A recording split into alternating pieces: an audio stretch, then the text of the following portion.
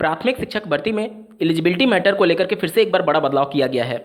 मामला ये है कि DSSB के माध्यम से एक भर्ती का आयोजन किया गया, जिसमें नॉर्मल बीएड अभ्यर्थी को स्पेशल एजुकेटर के तौर पर हायर नहीं किया गया, जिसके बाद से ये मामला केंद्रीय प्रशासनिक न्यायाधिकरण यानी कि कैट के पास पहुंचा, जहां पर कैट ने ये फैसला दिया है कि अब बीएड स्पेशल एजुकेशन के बिना भी विशेष शिक्षक बना जा सकता है। अब ये विशेष शिक्षक क्या होते हैं? जो शारीरिक रूप से अक्षम बालक या फिर डिफरेंटली एबल्ड जो बालक होते हैं उनको पढ़ाने के लिए जो स्पेशल बीएड और डीएड कोर्स चलाई जाती है, जिसमें शारीरिक रूप से अक्षम बालकों को पढ़ाने की ट्रेनिंग दी जाती है, उनके माध्यम से पहले विशेष शिक्षक की तैनाती की जाती थी। लेकिन एनसीटी के द्वारा जो स्पेशल एजुकेशन में बीएड या फिर डीएलएड होते थे उनको सामान्य बीएड और डीएलएड की तरह ही प्राथमिक स्तर की शिक्षक भर्ती के लिए मान्य लिया गया था।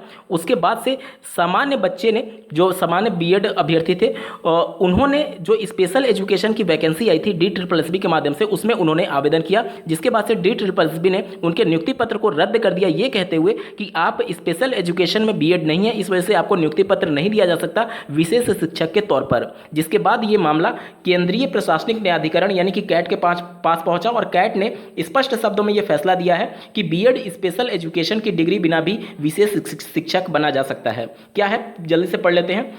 केंद्रीय प्रशासनिक न्यायाधिकरण ने कहा है कि विशेष शिक्षक बनने के लिए बीएड स्पेशल एजुकेशन की डिग्री अनिवार्य नहीं है। सामान्य बीएड के साथ साथ स्पेशल एजुकेशन में 2 साल का डिप्लोमा या फिर पीजी प्रोफेशनल डिप्लोमा धारक भी विशेष शिक्षक के योग्य हैं। कैट के इस फैसले से दिल्ली समेत अन्य राज्यों में भी योग्य विशेष शिक्षकों की कमी को दूर करने में मदद मिलेगी, क्योंकि स्पेशल एजुकेशन में बीएड डिग्री धारक योग्य प्रतिभागियों की कमी की वजह से भर्ती अधूरी रह जाती है। कैट के सदस्य श्री RN सिंह और तरुण श्रीधर की पीठ ने विशेष शिक्षक नियुक्ति करने की मांग को लेकर के एक दृष्टिहीन युवक की याचिका पर यह फैसला पारित किया है। DSSB ने बीएड स्पेशल एजुकेशन की डिग्री ना होने के कारण उसे अयोग्य घोषित कर दिया था।